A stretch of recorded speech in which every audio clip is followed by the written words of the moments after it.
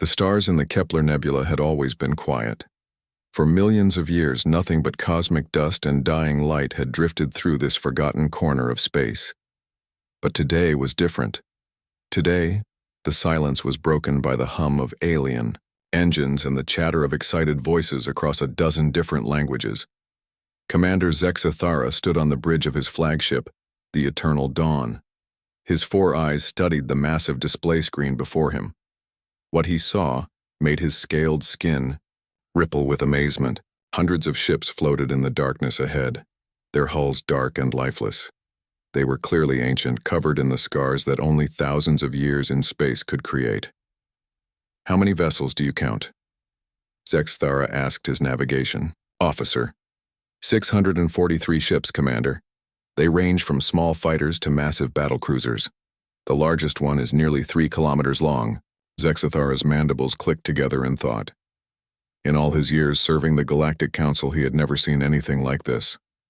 The ships were arranged in perfect formation, as if they had been preparing for battle when something stopped them cold. "Sir, we're receiving transmissions from the other Council ships," his communications officer reported. "Dr. Veltar requests permission to begin her examination." "Granted. Tell all vessels to maintain safe distance until we know what we're dealing with." Across the small fleet of Council ships, excitement buzzed through the air. Representatives from 12 different alien species had come to witness this discovery. The Vorthans, with their reptilian features and warrior culture. The Zelkari, floating in their environmental suits filled with methane gas. The crystalline Ashanti, whose bodies chimed like bells when they moved. All of them stared at the ancient fleet with wonder and curiosity. Dr. Kira Veltar, a tall, blue-skinned Andorian with 6 arms, was already busy with her scanners and computers. She had spent her entire life studying dead civilizations, and this discovery would make her the most famous archaeologist in the galaxy. "Initial scans are complete," she announced over the communication channel that linked all the Council ships. "These vessels are approximately 50,000 years old. The metal shows extreme aging from cosmic radiation. Power signatures are completely dead." She paused to examine her readings more carefully. "The design is quite primitive. Look at these weapon placements. They're completely inefficient. And the hull design shows no understanding of advanced physics. Whoever built these ships was clearly not very intelligent." Laughter echoed across the communication channel. The various alien species found it amusing that such an ancient civilization had managed to build so many ships, despite their obvious lack of skill. "They probably died out because they were too stupid to maintain their own technology," joked Captain Rixtal of the Zelkari science vessel. "Look at the armor plating," added Commander Jethko of the Ashanti exploration ship. "It's so thick and heavy. They had no idea how to build proper energy shields. These ships must have been incredibly slow and clumsy." More laughter filled the communication channels. The aliens continued to point out what they saw as flaws in the ancient ship designs. The engines were too large. The weapons were mounted in the wrong places. The whole fleet looked like it had been designed by children playing with toy blocks. Far behind the main group of Council ships, a smaller vessel watched the proceedings in silence. The UHS Explorer was barely a quarter the size of the alien flagships, and its crew of 30 humans felt very small among the hundreds of aliens examining the ancient fleet. Captain Jake Collins stood quietly on his bridge, listening to the alien chatter through his translation system. He was a tall man, with graying hair and calm brown eyes. At 45 years old, he had spent most of his adult life in space, but he had never seen anything like this fleet of dead ships. "Captain," his chief engineer Lisa Park said quietly, "are you seeing what I'm seeing?" Collins nodded slowly. Lisa was a brilliant woman who could look at any piece of technology and understand how it worked. If she was concerned, he was concerned too. "Run a detailed scan," Collins ordered. "But keep it quiet. I don't want the aliens to know what we're doing." Lisa's fingers danced over her control panel. The Explorer's scanners were not as powerful as the alien systems, but they were good enough for what Collins needed to know. Minutes passed in tense silence. Finally, Lisa looked up from her controls, her face pale with shock. Captain, these ship designs. They match theoretical blueprints from our early colonial period. The hull configurations, the weapon mounts, even the engine placement. These are human ships, but they're built on a scale we've never achieved. Collins felt his heart skip a beat. Are you certain? Positive. But Captain, if these ships are 50,000 years old, that means humans were building starships long before we supposedly invented space travel. That's impossible. Dr. Alex Turner, the ship's historian, had been listening to their conversation. He was a young man with thick glasses and a mind full of ancient knowledge. Maybe it's not impossible, he said quietly. Maybe our history books are wrong. Collins stared at the ancient fleet through his view screen. If these were really human ships, then everything they thought they knew about their own species was a lie. Humans had been in space for 50,000 years, not just the few hundred years recorded in their history books. Captain Collins, Zexthera's voice crackled over the communication system. Your vessel will remain at the rear of our formation. This discovery requires the expertise of advanced civilizations. Your species can observe, but please do not interfere with our work. The dismissal was clear and insulting. To the aliens, humans were still newcomers to space, primitive compared to species that had been traveling the stars for millennia. They had no idea that they might be looking at humanity's true legacy. Collins clenched his fists, but kept his voice calm. Understood, Commander. We'll maintain our position. As the alien ships moved closer to the ancient fleet, Collins made a decision that would change everything. He opened a secure channel to Earth and began composing a message that would reach Admiral Helen Ross within hours. The message was simple but urgent. We've found something impossible. Human ships older than our recorded history need immediate guidance. This changes everything we thought we knew about ourselves. The ancient fleet waited in silence, keeping its secrets, but not for much longer. 3 days had passed since the discovery of the ancient fleet. The alien scientists worked around the clock, boarding the dead ships and examining every piece of technology they could find. Their laughter had only grown louder as they discovered what they believed were more signs of primitive engineering. Commander Zexthera stood in the docking bay of the largest derelict ship, watching his team's work. The vessel was enormous, easily 3 times the size of his own flagship, but size meant nothing if the builders had no understanding of proper design. Commander? Dr. Veltar approached with her scanner in hand. We've examined 47 ships, so far. The technology is consistent throughout the fleet. Primitive energy systems, crude weapons, inefficient engines. Whoever built these ships had quantity but no quality. Any signs of the builders themselves? Zexthera asked. Nothing. No bodies, no personal belongings, no records. It's as if they simply vanished. My theory is that they abandoned the ships when they realized how poorly built they were. Zexthera nodded. Continue your work, Doctor. I want a full report on these relics. Meanwhile, far from the alien activity, Captain Collins had been conducting his own investigation. For 3 nights he had sent out small silent probes to scan the ancient fleet. What his team discovered made their earlier suspicions seem small. Lisa Park had not slept in 2 days. Her engineering station was covered with data displays, technical, readouts, and comparison charts. Every piece of information pointed to the same impossible conclusion. Captain, you need to see this, she called out, her voice hoarse with exhaustion. Collins hurried to her station. Dr. Turner joined them carrying a cup of coffee that had gone cold hours ago. I've analyzed the hull composition of 12 different ships, Lisa began. The metal alloys match theoretical designs from our early space program, but they're refined far beyond anything we ever built. It's like someone took our basic ideas and perfected them over thousands of years. She pulled up a holographic display showing the cross-section of one of the ancient ships. Look at this armor plating. The aliens think it's primitive because it's so thick, but they're wrong. This isn't crude armor. It's adaptive armor. See these microchannels running through the metal? They would have carried nanobots that could repair damage in real time. Collins studied the display. That's technology we're only beginning to understand today. It gets better, Lisa continued. Or worse, depending on how you look at it.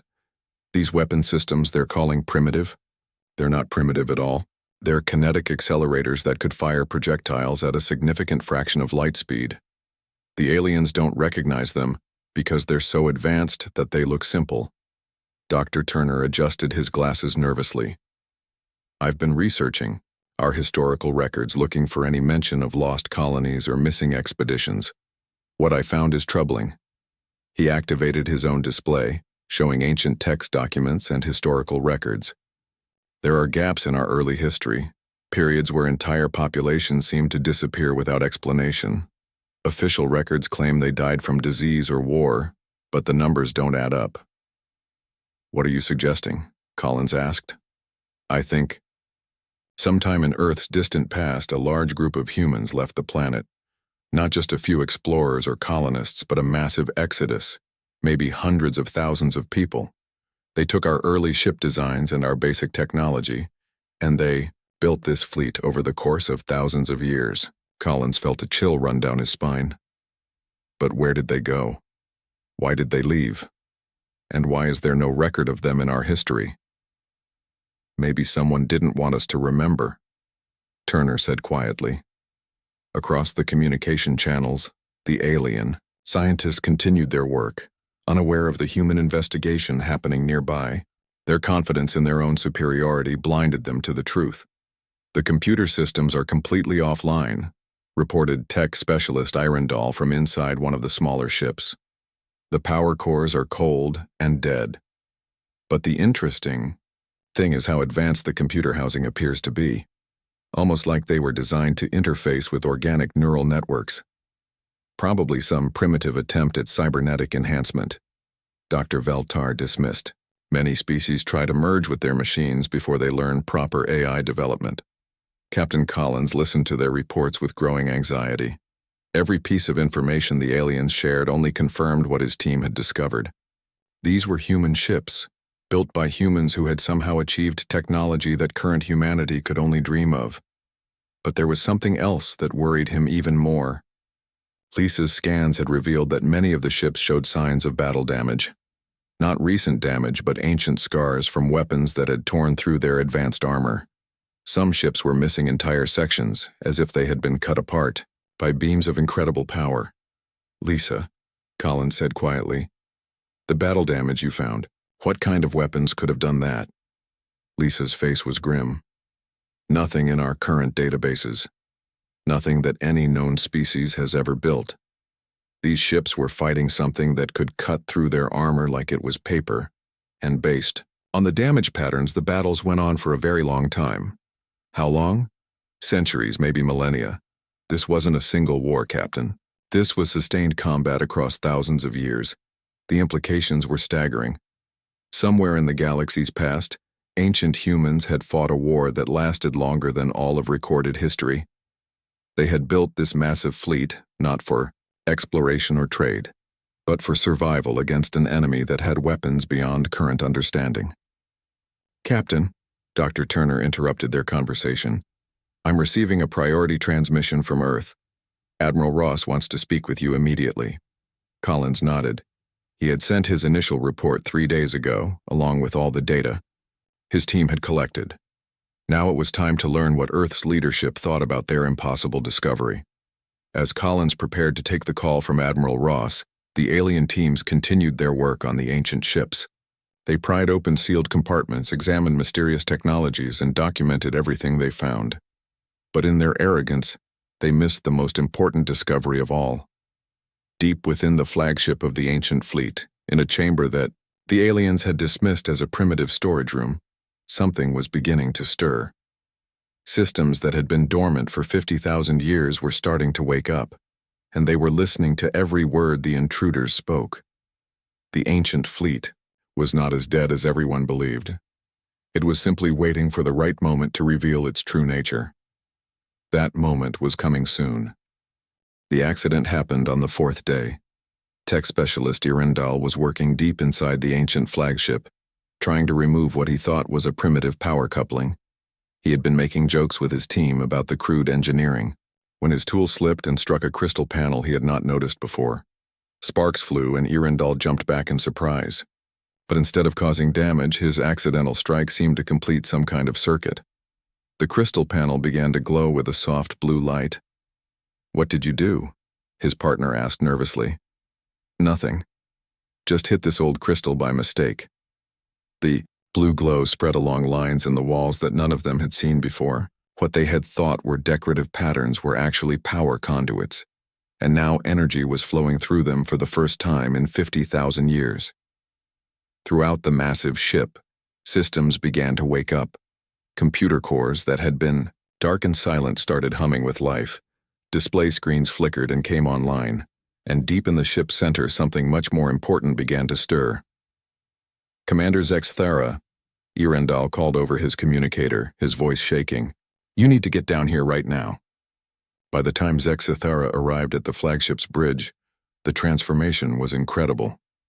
The ancient control room was now alive with light and activity. Holographic displays showed star charts, technical readouts, and streams of data in languages that none of them could read. "How is this possible?" Zexthara demanded. "The power cores were completely dead."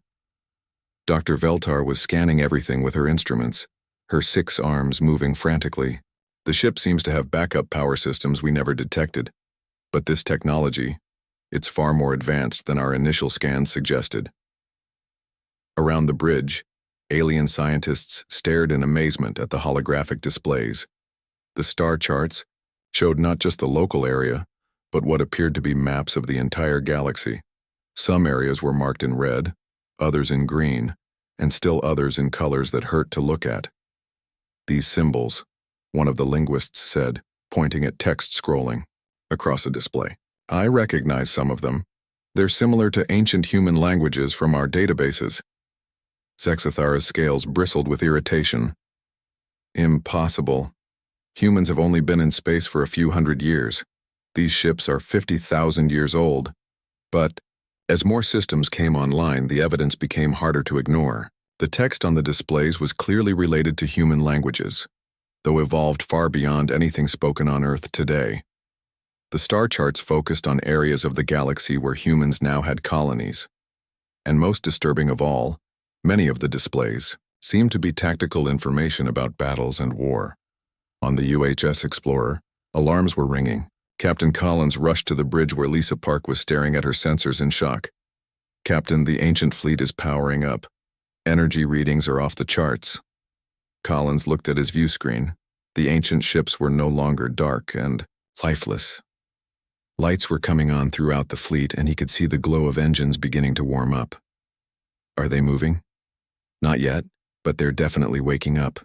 And Captain, I'm detecting massive weapon systems charging throughout the fleet. These ships aren't just coming back to life, they're preparing for battle."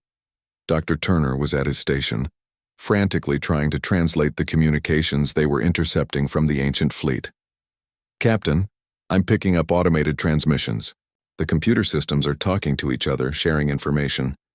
It's like they're downloading 50,000 years of dormant data." Collins opened a channel to the alien flagship. "Commander Zexthara, you need to evacuate your people from those ships immediately. Something is happening that we don't understand." "Nonsense." "Captain Collins," came the reply. "We have everything under control. This is simply some kind of automated startup sequence. Primitive technology often has these kinds of quirks when disturbed." But Zexthara's confidence was shaken. Around him, the alien scientists were becoming increasingly nervous as more systems activated. The holographic displays were now showing what appeared to be scanning data of their own ships. "Commander," Dr. Veltar said urgently, "the ship's sensors are analyzing our vessels. It's cataloging our weapons, our shields, our crew numbers. This isn't just a startup sequence. The ship is evaluating us as potential threats." Before Zexthara could respond, a new display activated in the center of the bridge. It showed a 3-dimensional, tactical map of the entire area, with every alien ship marked in red and labeled with text that was now clearly readable as evolved human language. The translation made everyone's blood run cold. "Unknown contacts detected. Configuration suggests hostile intent. Initiating defensive protocols." "Everyone off the ship, now," Zexthara ordered. But it was too late. Throughout the ancient fleet, automated systems had completed their analysis. These alien vessels had weapons trained on the ancient ships. Their intentions were unclear. According to programming that had been set 50,000 years ago, they were potential enemies. The ancient fleet's artificial intelligence had spent 50 millennia in dormant mode, but its core programming remained unchanged. Protect the fleet. Protect the mission. Eliminate threats to human survival. On the UHS Explorer, Collins watched in horror as weapon ports opened along the hulls of the ancient ships. These were not the crude, primitive weapons the aliens had mocked. These were weapons built by humans who had fought wars across thousands of years, weapons designed to face threats that current civilization could not imagine. All ships, this is Captain Collins. He broadcast on all frequencies. Power down, your weapons immediately. Do not take any hostile actions toward the ancient fleet. But his warning came too late. Commander Zexathara, panicking as his team struggled to evacuate the ancient flagship, made a fatal decision. Thinking that the old ships were malfunctioning and might explode, he ordered his own weapons to be charged as a precaution. The ancient fleet sensors detected the alien weapons powering up instantly.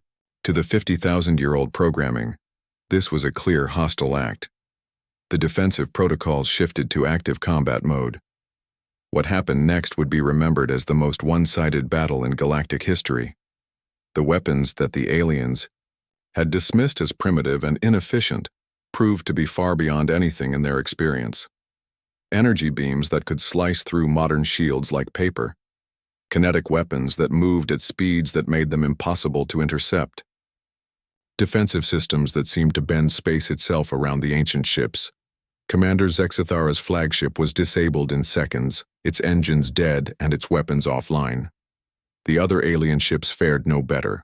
Within minutes, the entire council, task force was helpless, floating dead in space while the ancient fleet held them at gunpoint. Only one ship remained untouched. The UHS Explorer sat quietly at the edge of the battle zone, its weapons powered down and its crew holding their breath. Captain Collins realized that the ancient artificial intelligence was scanning his ship now, analyzing its construction and crew. But something was different this time. The scans were more thorough, more detailed. The AI was looking for something specific. "Captain," Lisa whispered, "it's scanning our DNA. It's analyzing our genetic patterns." Collins made a decision. That would change everything. He opened a communication channel and began to speak, using every human language he knew. English, Spanish, French, Mandarin, and even some Latin phrases he remembered from school. "This is Captain Jake Collins of the United Human Systems Explorer. We are descendants of Earth. We are the children of those who built you. Please respond." For long moments, nothing happened. Then, slowly, the weapons of the ancient fleet began to power down. The scanning beams focused on Collins's ship became less intense, more curious than threatening. A new voice spoke across the communication channels, speaking in accented but recognizable English. "Genetic markers confirmed. Human descendants detected. Welcome home, children of Earth. We have been waiting for you to find us." The voice that spoke from the ancient fleet was unlike anything anyone had ever heard. It was clearly artificial, but there was something hauntingly human about its tone. When it spoke, every person on every ship stopped what they were doing to listen. "I am the Guardian," the voice continued in that strange accented English. "I have maintained this fleet for 50,000 years, waiting for the children of Earth to return to the stars." Captain Collins felt his hands shaking as he responded. "Guardian, we never left the stars. We're still here. Humanity is still exploring the galaxy." "Negative," the Guardian replied.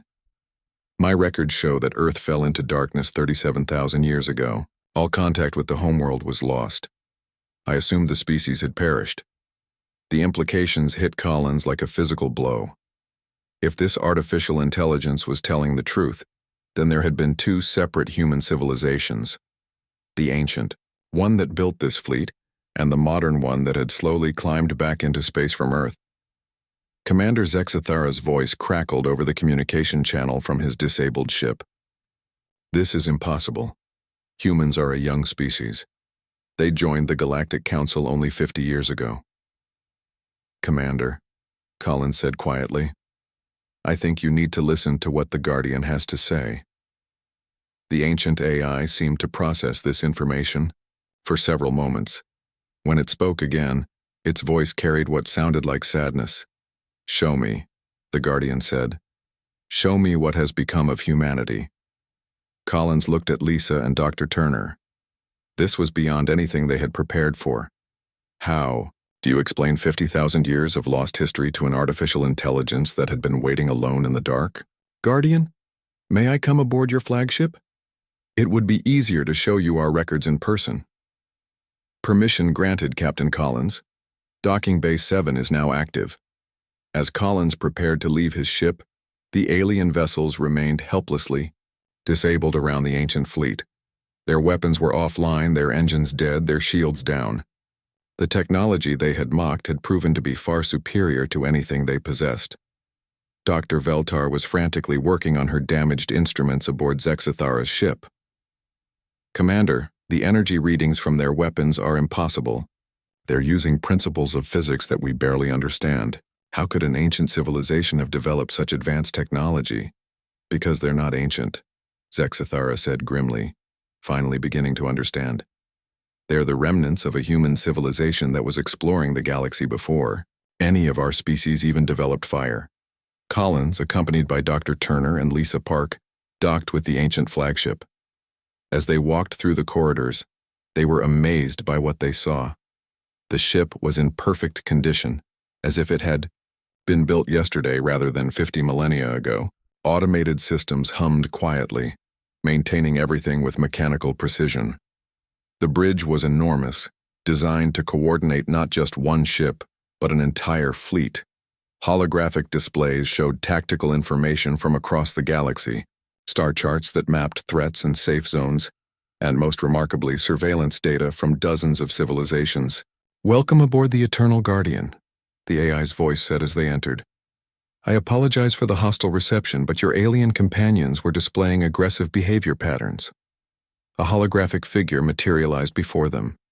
It appeared to be a human man in his middle years, wearing a uniform that was clearly military but unlike any design from modern Earth.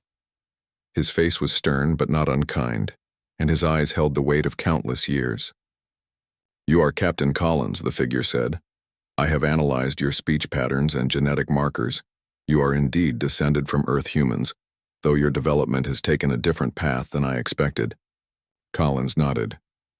Guardian, we need to understand what happened. Our history books show no record of humans leaving Earth 50,000 years ago. That is because the Exodus fleet left Earth during the Great Silence, the Guardian explained. Your planet was entering a dark age that would last for thousands of years. We took with us the best of human technology and knowledge, hoping to preserve our species among the stars. Dr. Turner stepped forward. The gaps in our historical records, the missing populations. You're talking about a massive evacuation. Not an evacuation, the Guardian corrected. A strategic withdrawal. Earth was under attack by forces that your current civilization cannot imagine. We built this fleet to fight those forces and protect the galaxy until Earth could recover. Lisa was studying the tactical displays around the bridge. What she saw made her blood run cold. Guardian, these threat assessments, they show hostile contacts throughout the galaxy. Are you saying there are enemies out there that we don't know about? The Guardian's expression grew darker. The Devourers, the Shadowmakers, the Entropy Lords. We fought them for 30,000 years, pushing them back into the dark spaces between the stars. But we knew they would return eventually. Are they returning now? Collins asked, though. He feared the answer. My deep space sensors have detected movement in the void beyond the galactic rim. The signs are unmistakable. They are coming back, and they are stronger than before. The communication channel crackled with Commander Zexathara's voice. Captain Collins, what is happening over there? Our sensors are detecting massive energy buildups throughout the ancient fleet.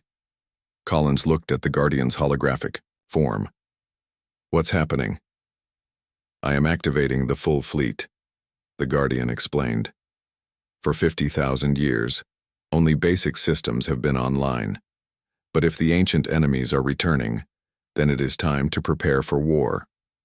Around them, the ship began to change. New displays activated, showing weapon systems and tactical information that made even the Guardian's previous demonstrations look simple. The energy readings that Lisa's instruments detected were beyond anything she had ever imagined. "Guardian," Collins said urgently, "the alien ships out there belong to the Galactic Council. They're not enemies. They're allies." "Are they?" the Guardian asked. "They approached with weapons ready. They boarded my ships without permission. They treated human technology with contempt and disrespect. By what definition are they allies?" Collins realized that the ancient AI was operating on military protocols that were 50,000 years old. To the Guardian, any unknown force was a potential threat, until proven otherwise. "Guardian, humanity is part of the Galactic Council. Now, we work together with those alien species to maintain peace in the galaxy." The AI processed this information, and slowly, the energy buildups began to decrease. "If you vouch for them, Captain Collins, then I will not treat them as enemies. But they have much to learn about respecting their betters." Commander Zex Thera's voice came over the channel again, this time much more humble than before. "Captain Collins, on behalf of the Galactic Council, I formally apologize for any disrespect shown to your ancestors. We had no idea of humanity's true history." The Guardian's holographic form smiled slightly. "At least they learn quickly. That is more than can be said for some species we encountered in the past." Collins looked around the bridge, taking in the full scope of what they had discovered. Humanity's true history, written in starships and artificial intelligence, a legacy of war against unimaginable enemies, and the sobering realization that those enemies were coming back. "Guardian," he said quietly, "what do we do now?" "Now, Captain Collins, we prepare your people for the war that is coming. The galaxy has enjoyed 50,000 years of peace because we held the line in the darkness. But that peace is about to end, and humanity must remember how to fight." Over the next several hours, the Guardian shared the full truth with Captain Collins and his team. The story it told changed everything they thought they knew about the galaxy and humanity's place in it. 50,000 years ago, Earth had been a thriving world with advanced technology and a growing population. But something terrible had begun happening across the galaxy. Ancient beings from the spaces between stars had started consuming entire civilizations, turning planets into lifeless husks and feeding on the energy of living worlds. "We called them the Devourers," the Guardian explained, as holographic images showed the destruction they had caused.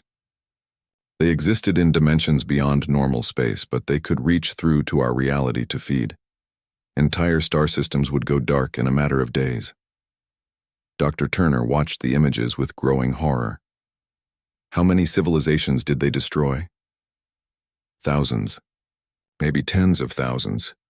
We only learned about them when they began attacking the outer colonies of Earth's early empire." Collins struggled to process this information. Earth had an empire 50,000 years ago. Humanity was the first species in this galaxy to achieve faster-than-light travel, the Guardian said, with something like pride in its voice.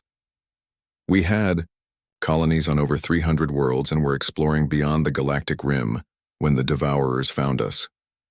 The AI showed them tactical displays from ancient battles, human ships fighting against things that looked like living shadows, entities that could phase in and out of reality at will. The weapons and strategies used were far beyond anything the current galaxy possessed. The war lasted 30,000 years. The Guardian continued. "We fought them across 100 star systems, always falling back, always losing ground.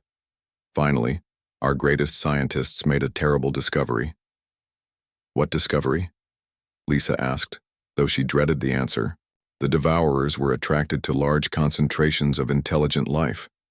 The more advanced a civilization became, the more it drew their attention. Earth itself had become a beacon calling them to us. Collins began to understand the horrible choice humanity had faced. "So you had to choose between protecting Earth and protecting the galaxy." "We chose to save both," the Guardian said. The Exodus fleet carried away most of Earth's population and all of our advanced technology. We deliberately made Earth appear to have fallen into a dark age, hiding its true capabilities. Then we began the Long War. The holographic displays showed the scope of that war. Thousands of human ships fighting a running battle across the galaxy, always staying ahead of the Devourers, always leading them away from populated worlds. It was a war of sacrifice where entire fleets would give their lives to buy time for others to escape. For 30,000 years we held them back, the Guardian said. We learned their weaknesses, developed weapons that could hurt them, and finally drove them back into the dark spaces beyond the galactic rim. But the cost was terrible. What happened to all those humans? Collins asked quietly. Most died in the fighting. Others chose to transcend physical existence, becoming beings of pure energy who could fight the Devourers on their own terms. By the end of the war, only a few thousand of us remained in physical form. The Guardian showed them images of the final battle, fought in the empty space beyond the galaxy's edge. Human ships that could manipulate space and time itself, facing off against creatures of living darkness. The battle had lasted for years, with both sides throwing everything they had into the fight. We won, the Guardian said simply. The Devourers were pushed back into the void between galaxies, sealed away by barriers of energy and will. But we knew they would eventually return, so we built this fleet as a final safeguard. Collins looked around the bridge, finally understanding the true purpose of these ancient ships. You've been waiting here for 50,000 years, ready to fight them again. Correct. And now that time has come. My deep space sensors detect the barriers weakening. The Devourers are beginning to probe the edges of our galaxy again. The communication channel crackled with Commander Zexthera's voice. Captain Collins, we need to know what's happening. The entire Galactic Council fleet is requesting immediate updates. Collins looked at the Guardian, who nodded permission. Guardian, would you be willing to share this information with the Council representatives? If they are truly humanity's allies, then they have a right to know what they face. Within minutes, representatives from all 12 Council species were listening as the Guardian explained the ancient threat. The reaction was a mixture of disbelief, terror, and awe. Species that had considered themselves the masters of the galaxy suddenly realized they were children playing in a universe full of horrors they had never imagined. Dr. Veltar's voice was shaking as she spoke. Guardian, our civilizations have no experience fighting such enemies. How can we possibly stand against beings that destroyed thousands of advanced species? You cannot, the Guardian said bluntly. Not alone. But you are not alone. This fleet contains 30,000 years of accumulated knowledge about fighting the Devourers. We have weapons and strategies that can hurt them, shields that can protect against their attacks, and most importantly, we know their weaknesses. What do you need from us? Commander Zexthera asked. Cooperation. The ancient human fleets were powerful, but they numbered only in the hundreds. The Devourers have had 50,000 years to recover and multiply. We will need every ship, every weapon, every brave soul in the galaxy if we are to win this war. Captain Collins felt the weight of destiny settling on his shoulders. Guardian, what about modern humanity? We have colonies throughout the galaxy, but our military is small compared to the Council fleets. Modern humanity has something that the ancient fleets lacked, the Guardian replied. You have the ability to inspire others to bring different species together for a common cause. The Galactic Council exists because humans helped create it. That unity will be our greatest weapon. The AI's holographic form turned to address all the ships at once. Council representatives, I am transmitting complete tactical data about the Devourers to your vessels. Study it well. Begin preparing your people for a war unlike anything they have ever imagined. How long do we have? Collins asked. My calculations suggest 18 months before the first scouts reach the outer rim. 2 years before the main force arrives. We must use that time to transform the galaxy's defenses and teach your people how to fight gods and demons. Lisa was studying the tactical data on her portable scanner. Guardian, some of these weapon designs We could build them with current technology. It would take time, but it's possible. Then we begin immediately, the Guardian said. Captain Collins, I am officially requesting that you accept command of the Combined Defense Force. Your species created this fleet, and your people best understand how to work with others. Collins looked out at the ancient ships surrounding them, vessels that had fought impossible wars across unimaginable distances. He thought about Earth, about the colonies, about all the species that called the galaxy home. I accept, he said quietly. The Guardian's holographic form smiled. Then let us begin preparing for the war to end all wars. The children of Earth have come home at last, and together we will hold the line against the darkness. As the ancient fleet began broadcasting tactical information to the Council ships, as plans were made for the greatest military buildup in galactic history, Captain Collins stood on the bridge of humanity's greatest achievement and prepared to defend everything they held dear. The laughter had indeed stopped. In its place was the grim determination of species united against an ancient evil. The galaxy would never be the same, but perhaps with courage and unity, it would survive. The real war was about to begin.